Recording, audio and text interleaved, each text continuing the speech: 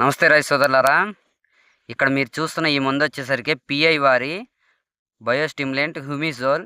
దీంట్లో వచ్చేసరికి humic acid 18%, ఫోల్విక్ acid వచ్చేసరికి 1.5% ఉంటుంది. దీని యొక్క ఉపయోగం ఏంటంటే మొక్క క్వాలిటీ రావడానికి, అంటే నలుపుకు తిరగడానికి కానీ ఈ వేరు వ్యవస్థ మీద చాలా బాగా పనిచేస్తుంది. ఇది వచ్చేసరికి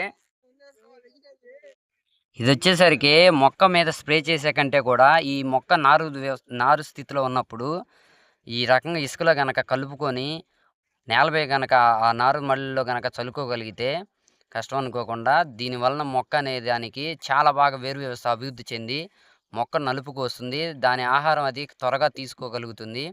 మొక్క కూడా పసుపు రంగు, ఎరుపు రంగు ఉన్న మొక్కలు కూడా వెంటనే నలుపుకు తిరగటానికి ఆస్కారం ఉంటుంది. కాబట్టి దీనిని మొక్కలు ఇబ్బందిగా ఉన్న నారు దిబ్బల్లో మాత్రం ఖచ్చితంగా వాడుకోదగ్గ మందు. ఇప్పుడు మీరు చూస్తున్న ఈ నారు దిబ్బ చూడండి ఎంత పలచగా ఎలా తెలాగా ఉందో. ఇలాంటి దిబ్బల్లో ఈ రకంగా కనుక చల్లుకుంటే మాత్రం ఖచ్చితంగా ఉపయోగం ఉంటుంది.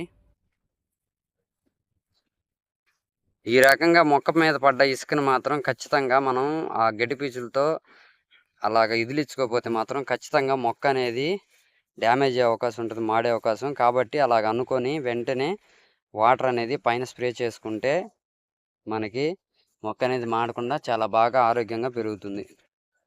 ఇది వచ్చేసరికి 60 అడుగుల పొడవు, 4 అడుగుల వెడల్పున్న దెబ్బకి నారుమడికి 50 ml కాడికి ఇసుకలో కలుపుకొని చుమ్ముకుంటే మాత్రం చాలా బాగా రిజల్ట్ అయితే బాగుంది. దీని రిజల్ట్ 4 రోజుల తర్వాత నేను మళ్ళీ మీకు అప్లోడ్ చేస్తాను. ఈ వీడియో కనుక నచ్చితే లైక్ చేయండి, షేర్ చేయండి. ఇలాంటి మరిన్ని వీడియోల కోసం మా ఛానల్ని సబ్స్క్రైబ్ చేయడం మాత్రం మర్చిపోకండి.